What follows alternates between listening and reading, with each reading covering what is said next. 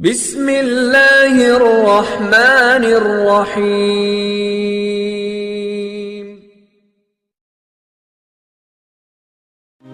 السلام علیکم دوستو، کیسے ہو؟ امید ہے کہ سب خیریت سے ہوں گے۔ اللہ آپ لوگوں کو ایسے ہی خوش رکھے۔ چلیے آج کے قصے کی طرف بڑھتے ہیں۔ بہت پرانی بات ہے، ایک لڑکی کی شادی ہوئی۔ شادی کی پہلے ہی رات میں لڑکا جب کمرے میں داخل ہوا تو اس کے ہاتھ میں ایک بڑا سا تھال تھا، یعنی بڑا سا برتن تھا، اور اس کے اندر کھانے پینے کی بہت ساری چیزیں تھی، کیونکہ اس پلیٹ سے، اس تھال سے بہت زبردست خوشبوئیں آ رہی تھی۔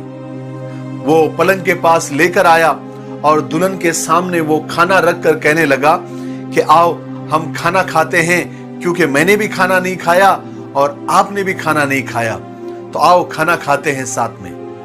تو جو بیوی یعنی نئی نویلی دلہن تھی، اس نے کہا کہ ٹھیک ہے، بہت اچھی بات ہے، ہم دونوں کھانا کھاتے ہیں، لیکن میں نے دیکھا ہے کہ آپ کی والدہ یعنی آپ کی ماں، انہوں نے بھی کھانا نہیں کھایا، وہ بھی بہت مہمانوں میں اور دوسروں کو کھانا تقسیم کرنے میں بہت مصروف تھی، میں نے دیکھا آخر تک انہوں نے کھانا نہیں کھایا۔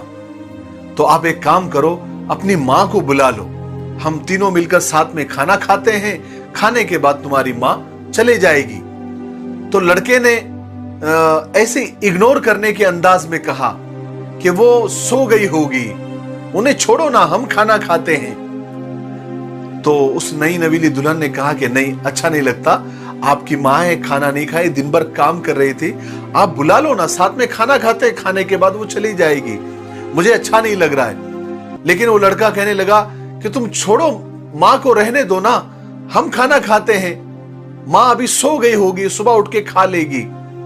لیکن بیوی بار بار اصرار کرتے رہی، بار بار پریشر ڈالتی رہی اپنے نئے نویلے دولہے پر کہ جاؤ اپنے امی کو لے کر آؤ، لیکن وہ اگنور کرتا رہا۔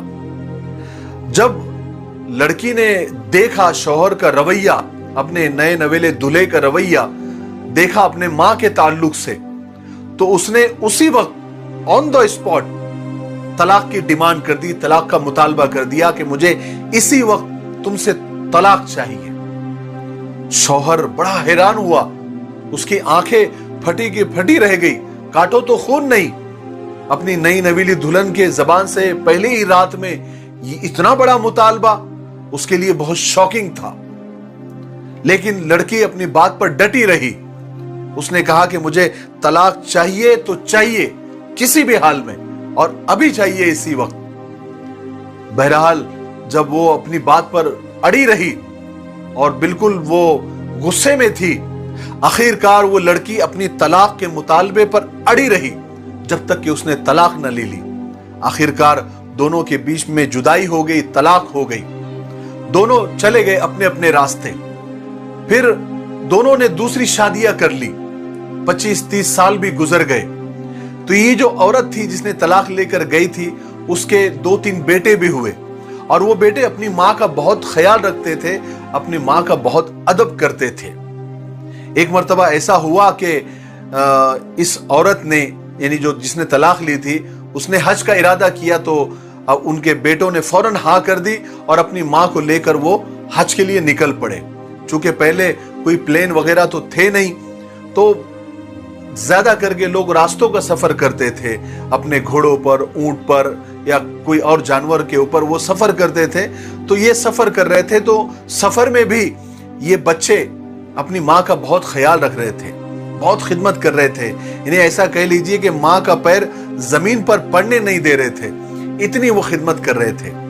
راستے سے چلتے چلتے اس عورت کی نظر ایک آدمی پر پڑی جو بالکل یعنی خستہ حال، بھوکا پیاسا اور کپڑے پھٹے ہوئے پرانے سے بالکل ایک کنارے پر بیٹھا ہوا ہے۔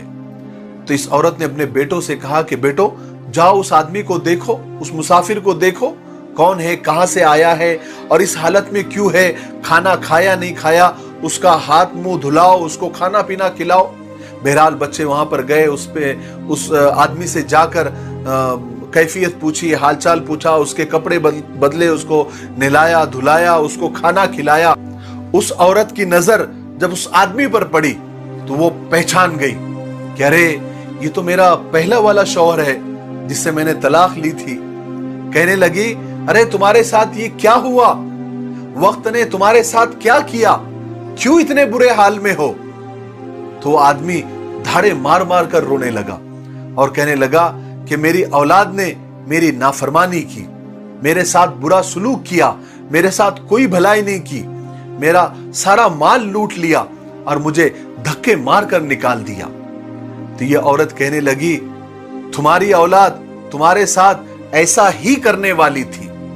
तुमने कौन सा अपने माँ बाप के साथ अच्छा सलूक किया था? मैं उसी रात मैं जान गई थी कि तुम अपने माँ बाप के हुकूक अदा नहीं करते, तुम अपने वालिदैन के हक अदा नहीं करते। इसीलिए मैं डर गई थी कि कल को मेरे साथ भी ऐसा ही होगा। आज देखो, तुम्हारी औलाद को देखो और मेरी औलाद को देखो। मेरी औलाद मेरा पैर जमीन पर टिकने नहीं देती और तुम्हारी औलाद ने तुमको जमीन पर खुला छोड़ दिया है। आज तुम कहां हो और मैं कहां हूं?